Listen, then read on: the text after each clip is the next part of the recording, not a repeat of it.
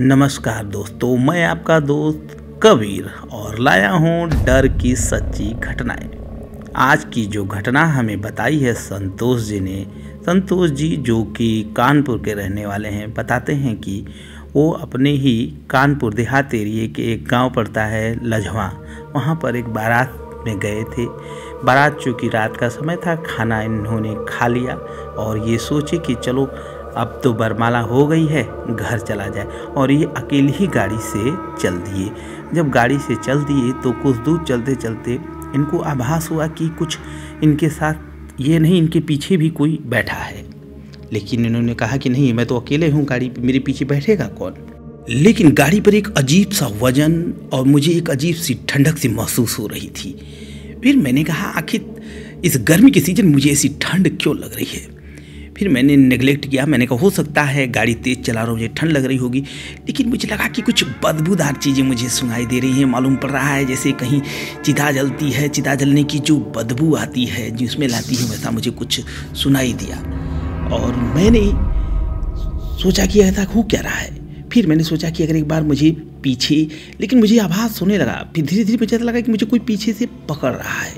और जो मुझे लगा कि नहीं, मुझे किसी ने पकड़ा है, मेरे ब्रेक गाड़ी के ऑटोमेटिक लग गए और गाड़ी वहीं पे रुक गई।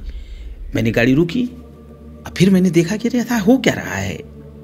अभी मैं सोच ही रहा था कि ऐसा मेरे साथ क्यों हो रहा है। लेकिन इसी तक मैंने देखा कि एक छोटा सा बच्चा करीब जो 8-9 साल का है, सीधा मेरे सामने से गुजरा और बगल में बह रही नहर में कूद गया। और मैं चिल्लाया, अरे बच्चे रुक जा, कहाँ जा रहा है। लेकिन बच्चे ने मेरी नहीं सुनी और सीधा नहर में कूद गया।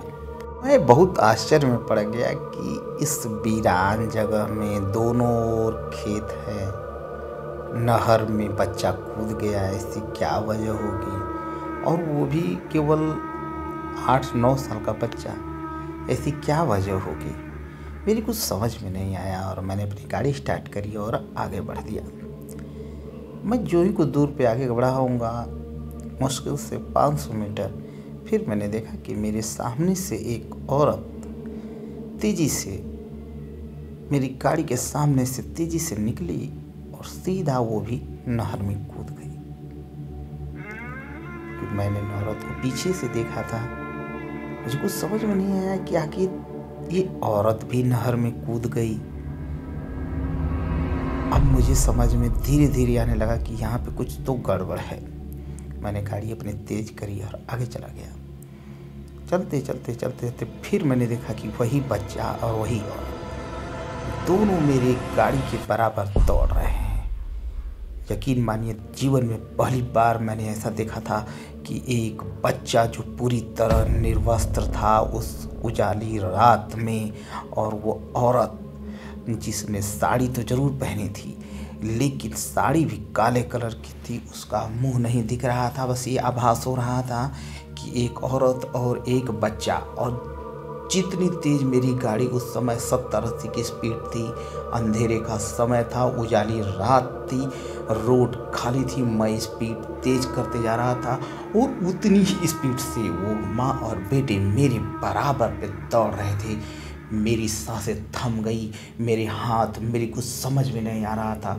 मैं क्या करूं, मैं कहाँ जाऊं, आखिर ये मेरे साथ हो क्या रहा है। जीवन में पहली बार मैंने ऐसा देखा कि एक औरत और एक बच्चा 80 किलोमीटर की रफ्तार से, जिस रफ्तार से मेरी गाड़ी चल रही थी उसी रफ्तार से दौड़ रहे थे।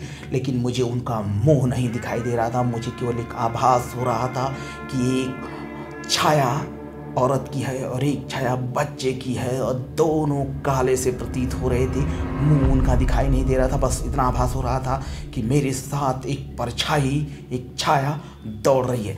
मैं कुछ समझ नहीं पा रहा था और साथ ही साथ मैं उस ईश्वर को याद कर रहा था, मैं परमात्मा को याद कर रहा था, हे भगवान मेरी मदद कीजिए, हे भगवान मेरी मदद कीजिए। हालांकि कुछ दूर पर जाने के बाद वो दोनों परछाई गायब हो गई। मुझे लगा कि अब मेरे साथ कोई है नहीं।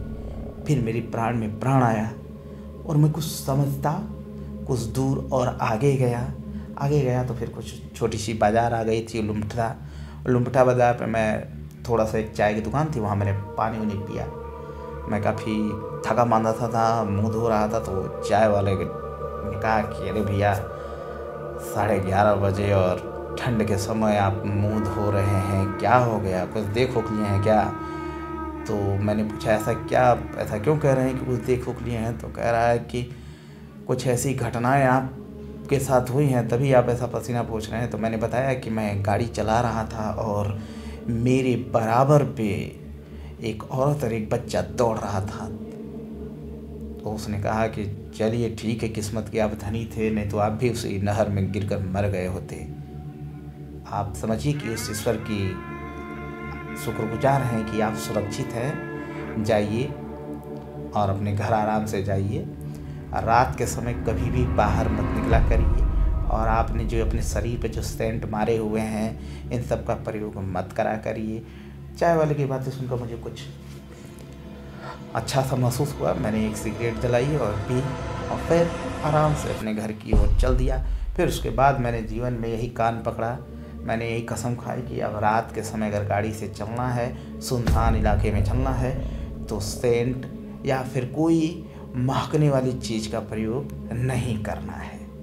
धन्यवाद। जी हाँ दोस्तों, अगर आपको कहानी हमारी पसंद आई हो तो आप हमारे इंस्टाग्राम या फिर फेसबुक पर अपनी कहानियाँ शेयर कर सकते हैं।